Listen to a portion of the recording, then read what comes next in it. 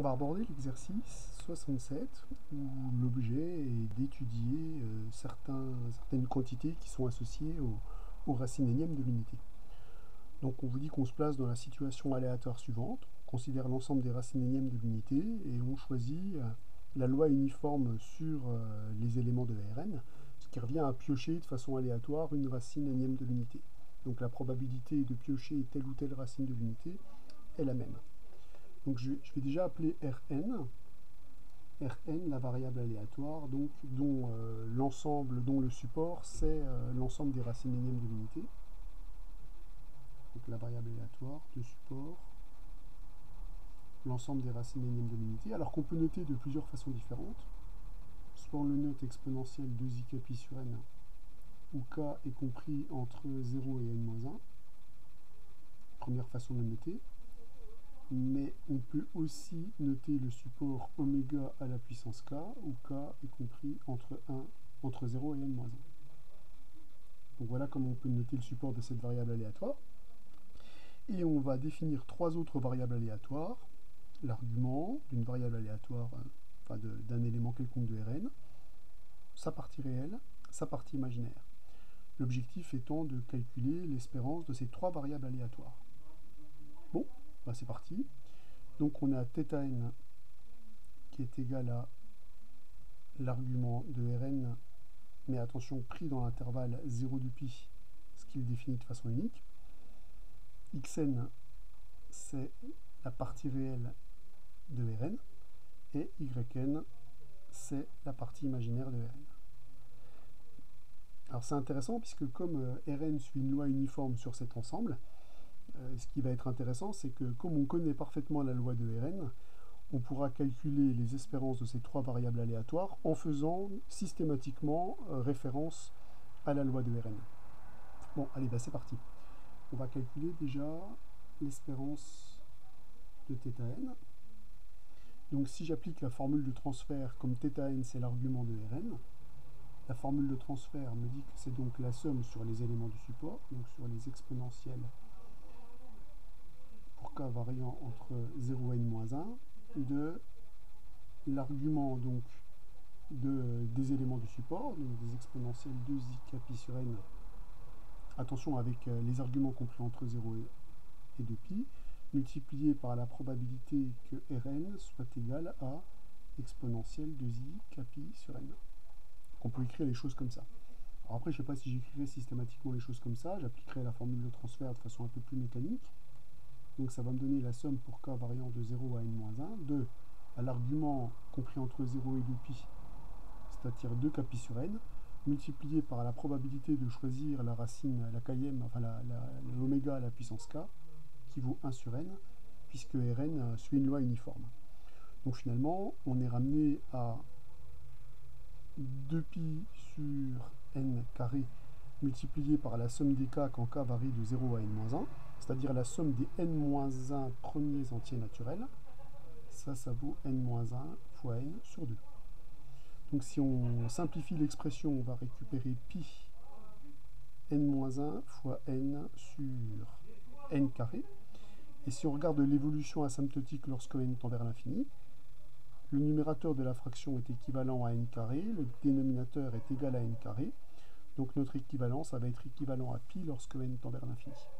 Donc on en déduit que l'espérance de θn tend vers pi lorsque n tend vers plus l'infini. Alors pour l'espérance de xn, on va utiliser la même stratégie, comme xn est une fonction de Rn qui lui soit une loi uniforme sur ce support. On va pouvoir encore une fois appliquer la formule du transfert, ou de transfert, pardon, qui va me donner la somme pour k variant de 0 à n-1 de alors la partie réelle de Rn, c'est-à-dire la partie réelle sur les éléments du support, c'est-à-dire de cosinus de capi sur n, multiplié par la probabilité que Rn soit cette racine de l'unité, c'est-à-dire 1 sur n.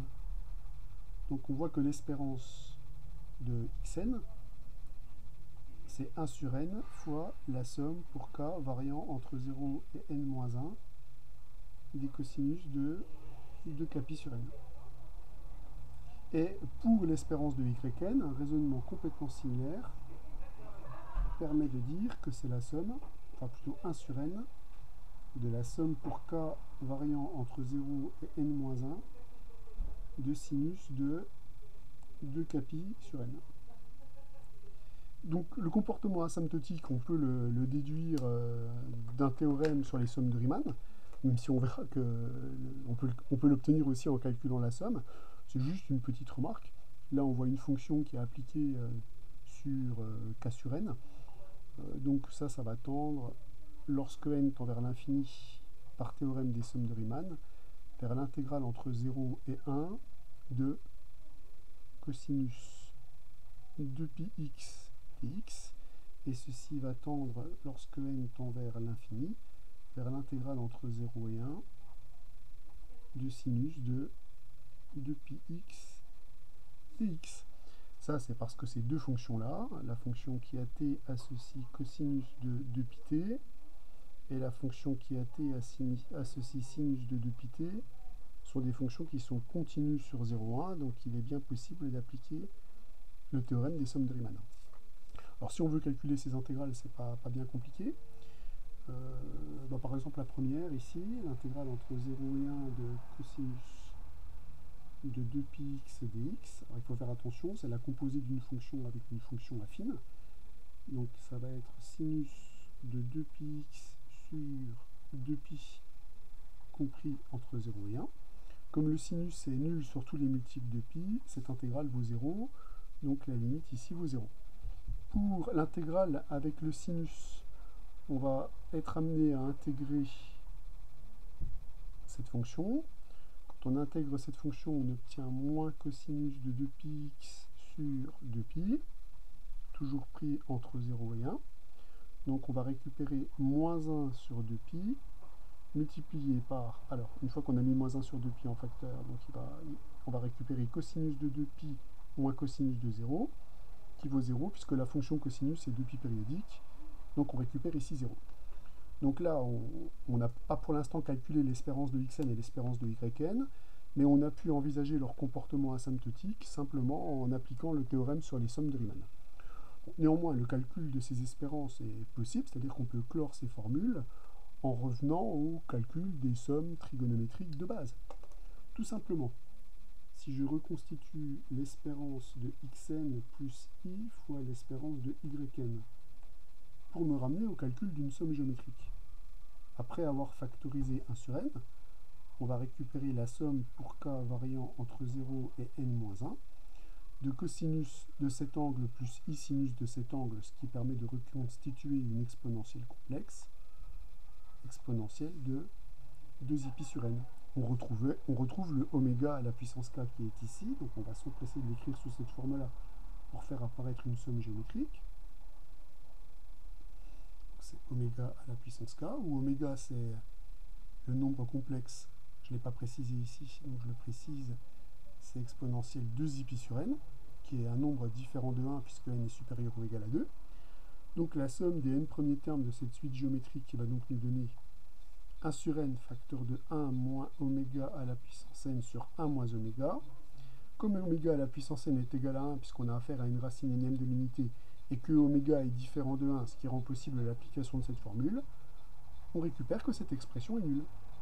Or, les deux nombres qui sont ici sont des nombres réels, donc ceci est un nombre réel, ceci est un nombre réel. Comme ce nombre complexe est nul, sa partie réelle et sa partie imaginaire sont nulles, et donc on obtient quelque chose d'un petit peu plus précis. On obtient donc que quel que soit n supérieur ou égal à 2, l'espérance de xn est égale à l'espérance de yn est égale à 0, bon, ce qui permet de récupérer évidemment les informations asymptotiques par un autre biais. Mais bon, et évidemment, les deux méthodes sont pas inintéressantes. Il y en a une qui permet d'obtenir le résultat sans aboutir au calcul de l'espérance, et l'autre, voilà les résultats intermédiaires, voilà les calculs de limite, on obtient 0 dans les deux cas, et le calcul de l'espérance, où on obtient 0 pour n'importe quel entier naturel n supérieur ou égal à 2. Donc voilà pour la première question. Passons au calcul de la variance. Donc la variance de yn. de xn, pardon. Pour la variance de yn, ça sera de toute façon un calcul similaire. Donc je vais utiliser la formule de Huygens.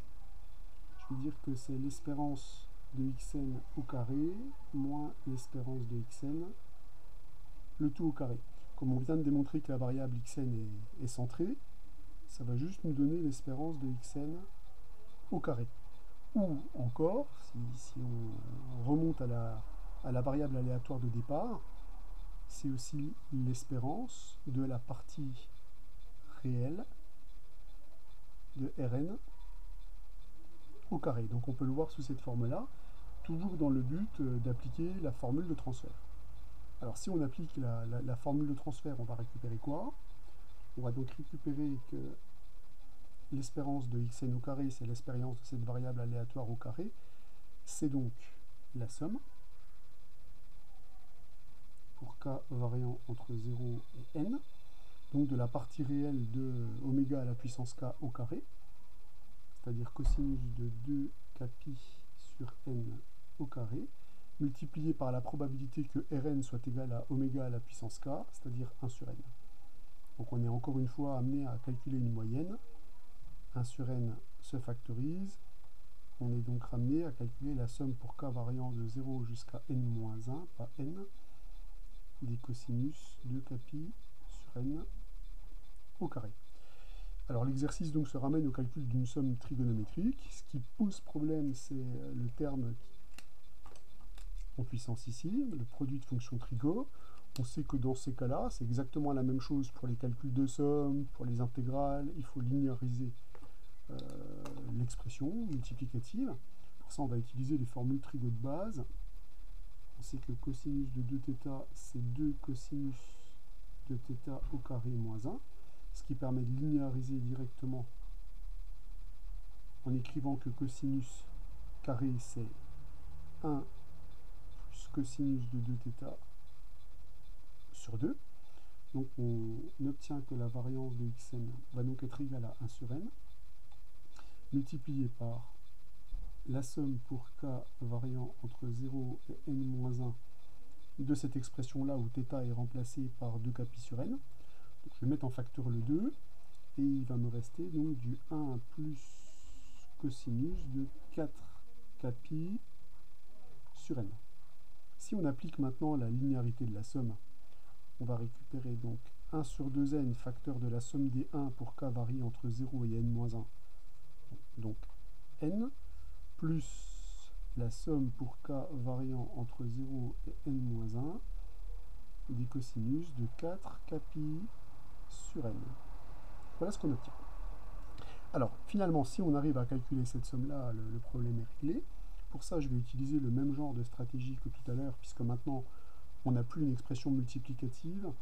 Donc, je vais dire que cette somme-là, c'est la partie réelle d'une somme géométrique.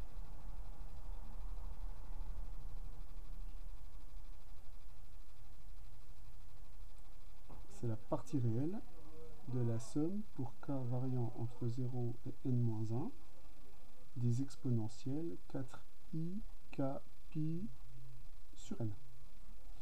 Donc là, je vois effectivement un terme géométrique apparaître. Donc on obtient la partie réelle de la somme pour k variant entre 0 et n-1 de exponentielle 4i pi sur n, cela à la puissance k. Alors on peut appliquer le calcul des sommes géométriques lorsque la raison est évidemment différente de 1. Donc il faut regarder quand est-ce que l'exponentielle 4i pi sur n est égal à 1. Cela signifie qu'il existe donc un entier relatif k. Alors je vais dire plutôt k tilde pour pas qu'on ait une confusion avec la variable muette. Donc il existe un entier k tilde appartenant à z tel que 4 pi sur n va être égal à 2 k tilde pi. Ce qui est donc encore une fois équivalent à il existe k tilde appartenant à z tel que, eh bien si on simplifie par pi, on va récupérer donc ici que 4 va être égal à Ouais, je laisse le 4 ici. Ouais, 2kn. Voilà ce qu'on va récupérer. 2k tilde n, c'est-à-dire 2 va être égal à k tilde fois n. Donc ça, c'est les incidences sur n, ça va donc signifier ici que n est un diviseur de 2. Donc n est égal à 1 ou que n est égal à 2. Donc il y aura probablement un cas particulier à faire dans le cas où n est égal à 2, où le calcul de cette somme sera direct. Donc on va supposer maintenant que n est strictement plus grand que 2 pour terminer le calcul. Et donc on va récupérer la partie réelle de... Alors maintenant la somme est calculable puisque je suis dans le cas où n est strictement plus grand que 2 et dans ce cas-là la raison est différente de 1. Donc là je peux appliquer mon calcul et on va récupérer donc 1 moins ce terme là à la puissance n, c'est exponentielle 4pi qui vaut donc 1 sur 1 moins exponentielle 4pi sur n qui est différent de 1, donc le dénominateur est différent de 0. Donc on obtient que la partie réelle de 0 est donc 0.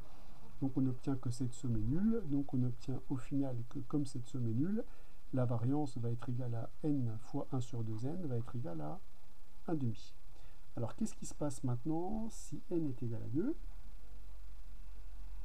Si n est égal à 2, alors dans ce cas-là, cette somme elle est effectivement directement calculable, puisque la somme que j'ai à calculer, elle ne contient que 2 termes, puisqu'il s'agit de la somme pour k variant de 0 à 1 de cosinus de donc 4 kpi sur, donc là on a n égale 2, donc ça va être égal à, alors cosinus de 0 qui fait 1, plus cosinus de, alors comme ici k est égal à 1, on va récupérer cosinus de 2pi qui vaut 1.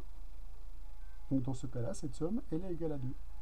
Donc la variance de x2 va donc être égale donc à 1 sur, alors 2n ici quand n est égal à 2, ça vaut 4, facteur de 2 plus 2, et dans ce cas-là, la variance, elle va être égale à 1.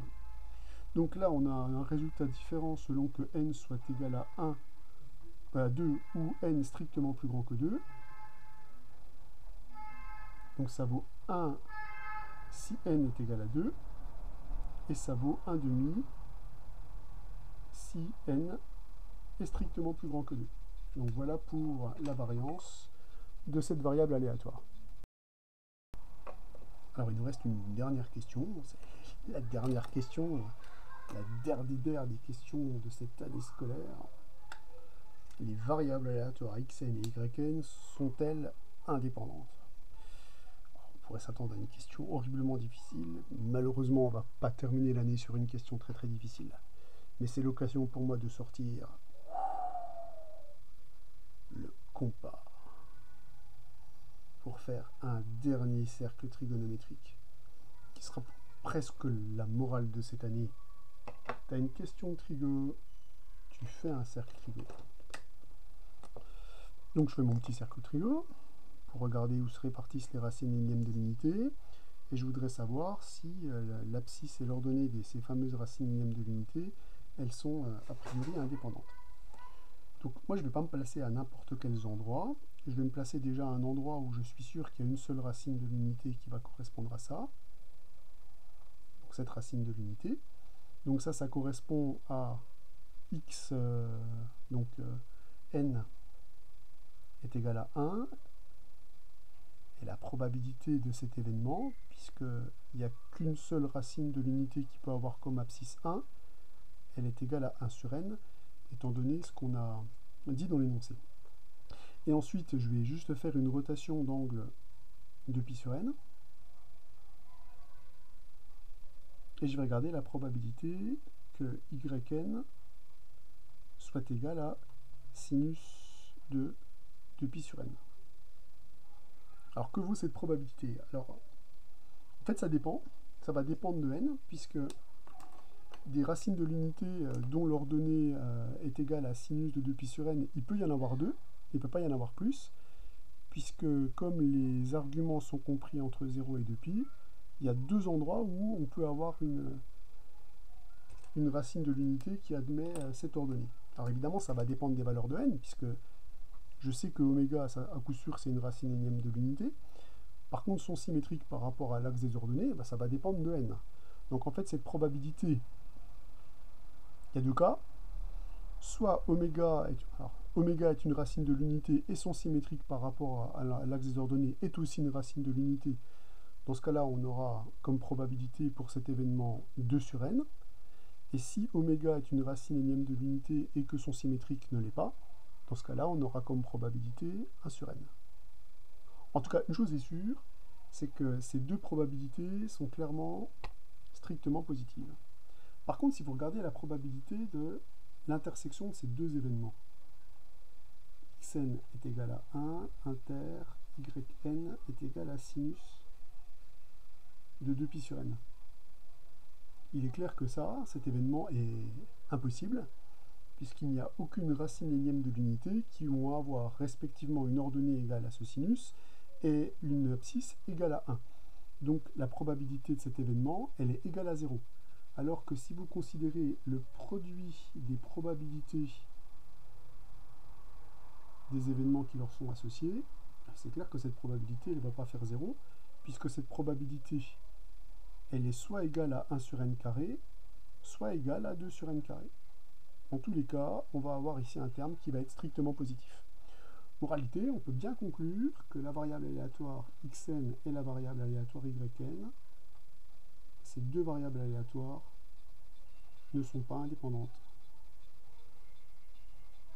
Ce qui achève l'exercice et ce qui achève également cette année scolaire. Donc là, c'est un vrai sniff. Parce que là, maintenant, c'est vraiment fini. Plus de cours, plus de télé. Mais par contre, je suis sûr que vous êtes très contents. Et je vous souhaite vraiment de passer d'excellentes vacances. Et je vous dis, je l'espère, à l'année prochaine.